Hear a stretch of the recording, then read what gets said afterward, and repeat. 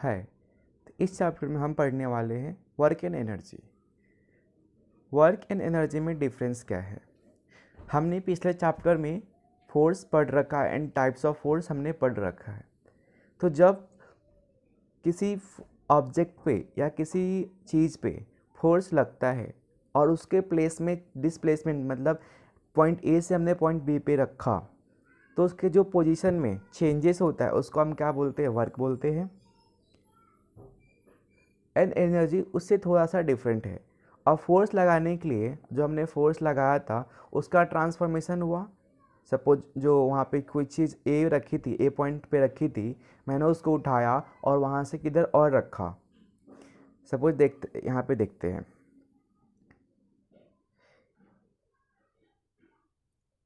ये जो लकड़ी है यहाँ पे आप देख सकते हैं, ये कहीं सपोज यहाँ पे रखा हुआ है और यहाँ से इसने उठाया, फिर उसको यहाँ पे रखना है। तो इसने क्या किया? फोर्स लगाया। अब फोर्स जब लगाया तो इसके पोजीशन में चेंज हो गया। आप देख सकते हैं ये वो कहाँ पे था? यहाँ पे था, और अभी कहाँ पे आ गया? यहाँ पे है। बाद में कहाँ पे होगा? यहाँ पे होगा। तो क्यों होगा? क्योंकि इस पे एक फोर्स काम कर रहा है। अब फोर्स काम कर रहा है तो इसमें पोजीशन में चेंज हो रहा है, और इस पूरे एक्टिविटी को क्या बोलते हैं? हम वर्क बोलते हैं। तो वर्क आपको समझा रहेगा। देन है एनर्जी। तो एनर्जी हम थोड़े टाइम बाद देखते हैं एनर्जी क्या होता है। आप इतना समझिए वर्क होता क्या है। तो यहाँ पे आपको वही बोला है, when an object is displaced by applying a force on it the work is said to be done. मतलब अगर उसके प्लेस में क्या हो रहा है? डिस्प्लेस हो रहा है, मतलब उसका प्लेस चेंज हो रहा है, तो ये क्या बोलते हैं? इसको वर्क बोलते हैं। आगे अभी हम जितना सपोज हमें जितना हेवी चीज़ उठाना है, हमको उतने हेवी फोर्स की ज़रूरत पड़ती है। यहाँ पे एग्जांपल देख लीजिए। ये जो लड़की है, ठीक है, ये खाली बॉक्स लेके जा रही है, तो इसको एनर्जी कम लग रहा है। अब हमें मालूम कर कैसे पड़ेगा एनर्जी कम? अब जो ये रस्सी है आप देख सकते हैं ऐसे ऐसे है, मैं इसको खींचने में बहुत कम एनर्जी लग रहा है। बट जब वही लड़की इसमें बुक्स लेके जा रही है और ये रस्सी कैसा स्ट्रेट हो गया है, अब स्ट्रेट मीनिंग क्या बता रहा है? कि इसको ज़्यादा मोर फोर्स लगाने की ज़रूरत पड़ेगी। ठीक है, तो हमें जितना ज़्यादा काम करना रहेगा हमको उतनी ज़्यादा फोर्स लगानी पड़ेगी, उतनी ज़्यादा एनर्जी लगेगी। वैसे ही जितना हमको कम चाहिए उतना ही कम रहेगा। तो आप यहाँ पे देख सकते हैं मोर वर्क इज टू, यहाँ पे है मोर वर्क मतलब जितना ज़्यादा काम करना है, is done for the same displacement when more force is apply to do the work. अगर हम ज़्यादा हमको काम करना है तो हमको ज़्यादा फोर्स अप्लाई करना रहेगा। If the same force is applied for the more displacement more work is to be done by the force. अगर हमने फोर्स इतना ही रखा और इसमें हमने बॉक्स खाली रख दिया तो जल्दी हो जाएगा वो काम। ठीक है, होप सो आपको इतना समझा रहेगा। Next, when the applied force, हमने जो ऊपर पढ़ा वही यहाँ भी है। When the applied force is the same more work is to done when there is greater displacement. अगर हमने ज़्यादा फोर्स अप्लाई किया तो क्या होगा? ज़्यादा डिस्प्लेसमेंट होगा। इन other word, for measuring the work both the force and the displacement must be considered. अगर हमने ये पता करना है कि वो कितना फोर्स यूज़ कर रहा है तो हमको क्या मालूम होना चाहिए? कि उसने कितना फोर्स अप्लाई किया है और कितना उसके प्लेस में चेंज हुआ है, मतलब डिस्प्लेस हुआ है। तो ये दोनों फैक्टर के अकॉर्डिंग हम क्या कंसीडर करते हैं कि उसने कितना फोर्स अप्लाई किया होगा। अब देखिए इन दोनों में रिलेशन क्या है? फोर्स एंड वर्क में क्या रिलेशन होता है? तो रिलेशनशिप इतना है कि दोनों का जो मेजरमेंट है, मेजरमेंट सेम तरह से करते हैं। मेजरमेंट किस में करेंगे? जूल में करते हैं। तो the unit of work and energy are the same. Work and energy are both measured in the unit named joule in the SI system international units. SI unit means system international unit होता है। इसमें relation क्या है दोनों में? क्योंकि दोनों का एसआई जो यूनिट है जूल, और दोनों में क्या है? सेम है। तो ये आपका रिलेशन बताता है। अब जो आता है मैकेनिकल एनर्जी, ठीक है। अब मैकेनिकल एनर्जी होता क्या है? तो मैकेनिकल एनर्जी हमने पहले ही पढ़ रखा है, मैग्नेटिक फोर्स। तो यहाँ पे क्या होता है? The energy used for doing mechanical work is called mechanical energy. इसके कितने टाइप्स होते हैं? इसके 2 टाइप्स होते हैं, जो कि होता है पोटेंशियल एनर्जी और एक होता है काइनेटिक एनर्जी। अब पोटेंशियल में देखते हैं क्या होता है, ठीक है। यहाँ पे potential energy obtain for due to the position and kinetic energy by motion, ठीक है। अगर पोजीशन में चेंज होगा तो कौन सा पोटेंशियल एनर्जी हो जाएगा, अगर वो एनर्जी में चेंज हुआ तो क्या हो जाएगा आपका, मतलब मोशन के कारण हो रहा है तो क्या हो जाएगा, काइनेटिक एनर्जी। तो चलिए अब देखते हैं 1 बाय 1 क्या होता है। अब देखिए यहाँ पे क्या है काइनेटिक पोटेंशियल एनर्जी का, the energy which is stored in an object due to a specific stage और position of the object is called potential energy, ठीक है। अभी देखिए यहाँ पे जो बच्चा है क्या कर रहा है, एक गुलेल लिया है इसने, गुलेल में एक स्टोन लिया रहेगा, स्टोन को इसने यहाँ पे खींचा है, अगर स्टोन छोड़ेगा तो कहाँ जाएगा, ये ऐसे जाएगा। अब जब स्टोन ऐसा बाहर की तरफ जाएगा तो यहाँ पे जब खींचा तो कुछ तो एनर्जी यहाँ पे रहेगा, अब ये एनर्जी यहाँ पे जा रहा है तो इसको क्या बोलते हैं, पोटेंशियल एनर्जी बोलते हैं, ठीक है। अब आइए काइनेटिक एनर्जी देखते हैं क्या होता है। तो काइनेटिक एनर्जी क्या है, काइनेट the energy obtain from the motion is called kinetic energy. अब ये कैसे होता है, मोशन से होता है। सब सपोज मैंने यहाँ पे एग्जांपल देखिए, अब जो ये टेबल पे एक बॉल है, ठीक है, और एक यहाँ पे बॉल है, मैंने इस बॉल को यहाँ से फेंका तो ये बॉल इस पे लगी, अब ये बॉल इस पे जाके लग रही तो इसके पोजीशन में चेंज कर रही है। ये कैसा हुआ, ये मोशन में आया ना, अब यहाँ से यहाँ पे आया तो मोशन में आया, अब इस पे लगी तो बॉल क्या हो गया, आगे चला गया। अब आगे का तो कौन सा एनर्जी, काइनेटिक एनर्जी, क्योंकि ये किसके कारण हो रहा है, मोशन के कारण हो रहा है, तो इसके लिए आपका क्या हो जाएगा, काइनेटिक एनर्जी हो गया। होप्स तो आपको इतना समझा। तो चलिए आगे देखते हैं। अब आता है हीट एनर्जी। तो हीट एनर्जी कैसा होता है, अगर मैंने टेम्परेचर इंक्रीज किया तो हीट एनर्जी आ जाएगा।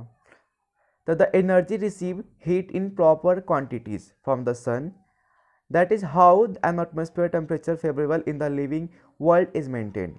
Heat is the form of energy, sunlight contain heat energy, ठीक है। हीट क्या होता है, फॉर्म होता है एनर्जी का। अब सनलाइट कहाँ करता है, हीट एनर्जी, क्योंकि सन गर्म होता है ना, हॉट होता है, तो ये क्या करता है, हीट एनर्जी को रखता है। अब ये कैसे होता है, तो heat energy is produced by burning of fuel. अगर फ्यूल जलता है तो क्या होता है, हीट एनर्जी प्रोड्यूस होता है। Heat energy is use to in the kitchen all the time. Heat is measured in terms unit of calorie. कैसे, किस यूनिट में, इसका ऐसा यूनिट क्या है, ऐसा यूनिट कैलोरी है, ठीक है। जैसे वहाँ पे जूल था, यहाँ पे क्या आएगा, कैलोरी होगा। फिर लाइट एनर्जी, अब लाइट है तो सिंपल, लाइट के कारण आती हो रही एनर्जी।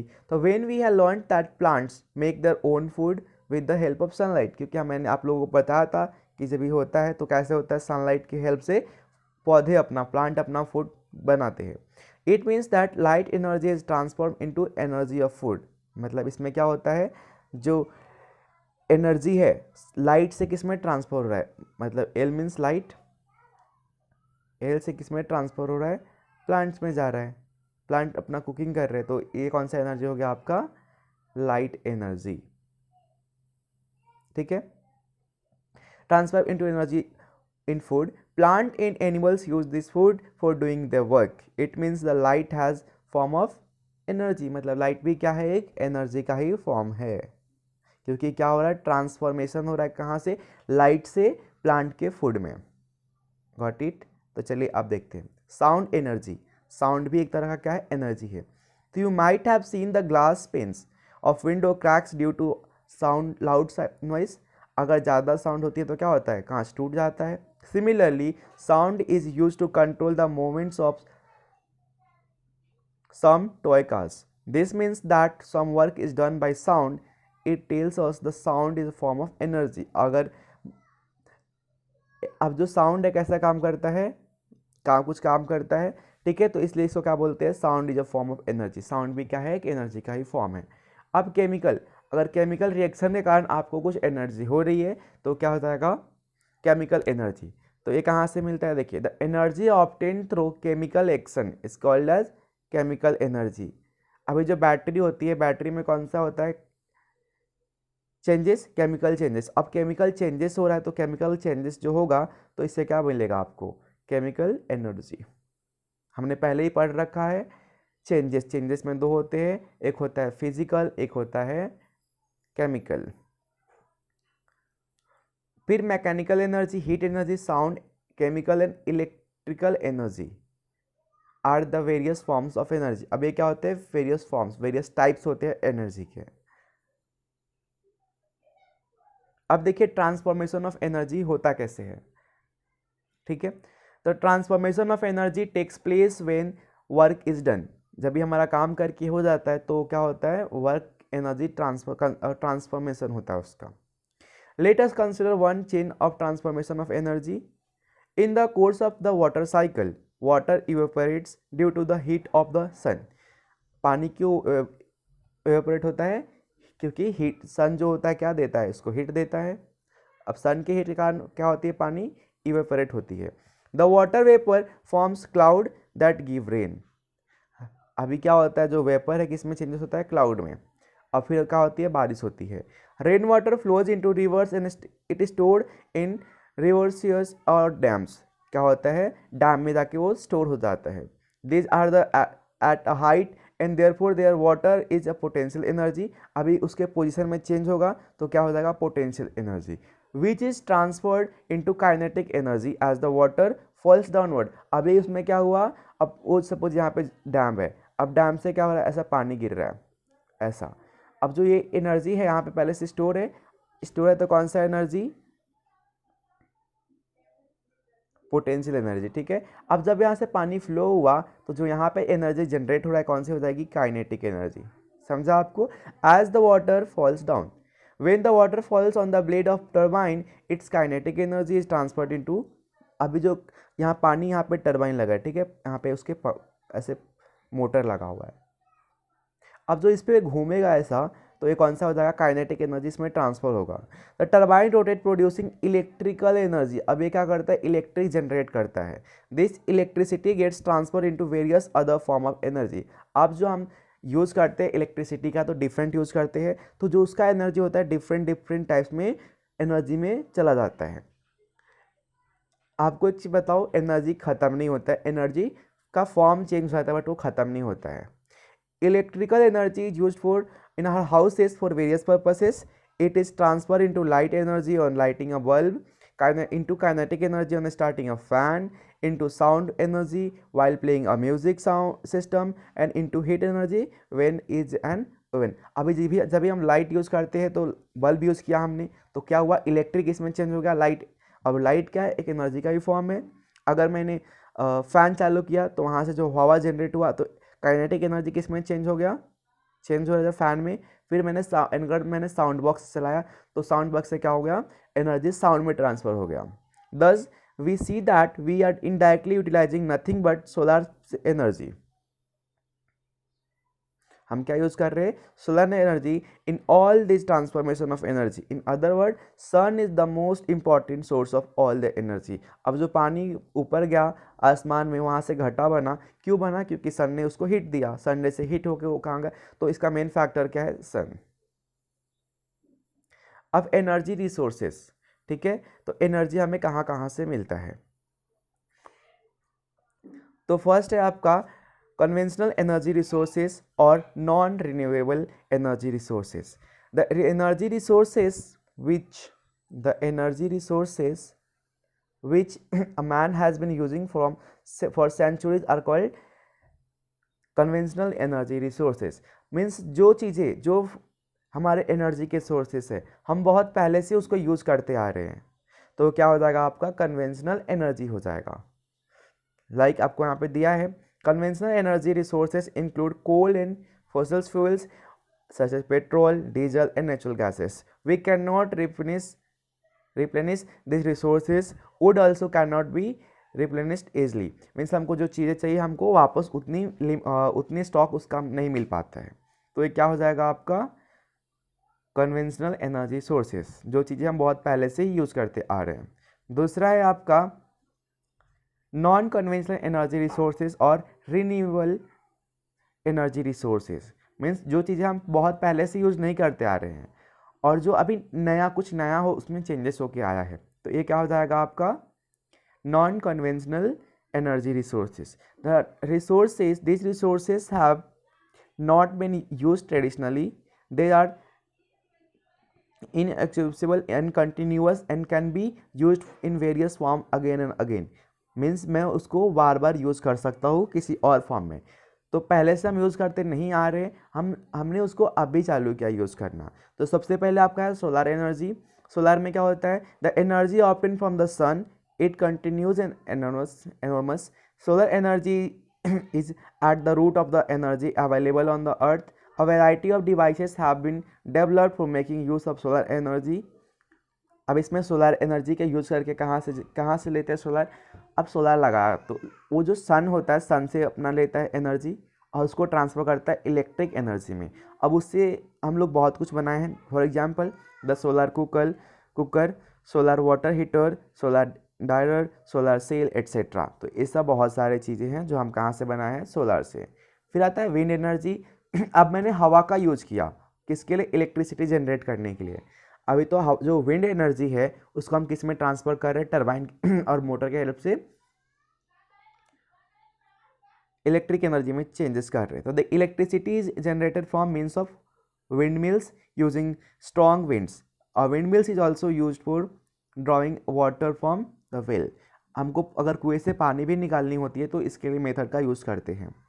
फिर टिडल एनर्जी. अब टिडल एनर्जी में क्या होता है? जो हमारे हाइट जो पानी बाहर आते हैं समुद्र में, फिर आगे पीछे जाते रहते हैं, जो फ्लो होता है पानी का, ठीक है, जो पानी का फ्लो. अब उसके हेल्प से हम एनर्जी जनरेट कर रहे हैं, इलेक्ट्रिसिटी जनरेट कर रहे हैं. तो आपका क्या हो जाएगा? Tidal energy. तो मैं जितना हाईलाइट कर रहा हूँ आप नोटबुक में लिख के उसको बाय हार्ट कर सकते हैं. तो मैं यहाँ पे आपके लिए हाईलाइट कर देता हूँ. देन है आपका हाइड्रो इलेक्ट्रिक और hydel power. Hydro electric means आपको समझ रहा है? हाइड्रो इलेक्ट्रिक मीन्स पानी की हेल्प से हमको क्या करना है? इलेक्ट्रिसिटी जनरेट करना है. तो the water stored in the dam is a height brought down through a tunnel and the turbine of the generator are rotate. क्या होता है? यहाँ पे डैम में ऊपर पानी रहेगा, ये डैम यहाँ पे बना हुआ है, ठीक है, यहाँ पे डैम है. अब यहाँ पे पानी हम छोड़ रहे हैं. अब पानी छोड़ रहे हैं, यहाँ पे सपोज टरबाइन लगा है गोल गोल. अब पानी इस पर फ्लो होगा तो टरबाइन का जो पंखी है घूमेगा. अब घूमने से क्या होगा? This the place where electricity is generated in the way is called hydro electric और हाइडल पावर प्लांट. ठीक है, उसको हम क्या बोलते हैं? तो यहाँ पे आप ये भी लिख सकते हो, the place where electricity is generated in the way, यहाँ पे आपको इस प्लांट बोलते हैं.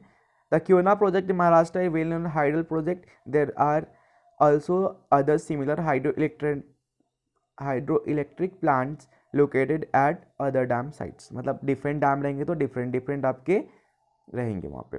फिर energy obtain from oceanic waves. अब जो ओशियंस में वेव आते हैं वहाँ से हमको इलेक्ट्रिक मिलता है, एनर्जी मिलता है. तो when sea waves moves forward in a certain direction, the water moves up and down regularly at a position. Means उसका एक पोजिशन होता है, पानी आगे आता है, पानी पीछे जाता है, हम भी जानते हैं. This too can be use to generate electricity. इसकी हेल्प से हम क्या कर सकते हैं? इलेक्ट्रिसिटी को जनरेट कर सकते हैं. तो ये पॉइंट पूरा लिख लेंगे. फिर आपका आता है एटॉमिक एनर्जी. एटॉमिक मतलब एटम का यूज करके. This serious crisis, the electricity shortage can be eased by generating electricity by means of atomic energy. The heat liberated during the fission of atoms of heavy elements such as uranium, thorium is used to generate electricity. अगर हम किसका use कर रहे हैं? Uranium, thorium, तो क्या हो जाएगा? आपका एटॉमिक एनर्जी हो जाएगा. तो आप यहाँ तक लिख लेंगे, ठीक है. नेक्स्ट ठीक है, तो हमने यहाँ तक पढ़ लिया पूरा वर्क एंड एनर्जी चैप्टर. तो आपको इस चैप्टर में पूरा इतना ही पढ़ना था. अगर आपको वीडियो अच्छा लगा हो तो वीडियो को लाइक करें, अपने दोस्तों को शेयर करें और मेरे इस चैनल को सब्सक्राइब करें ताकि आपको आने वाले न्यू वीडियो का अपडेट मिलते रहे. Thank you.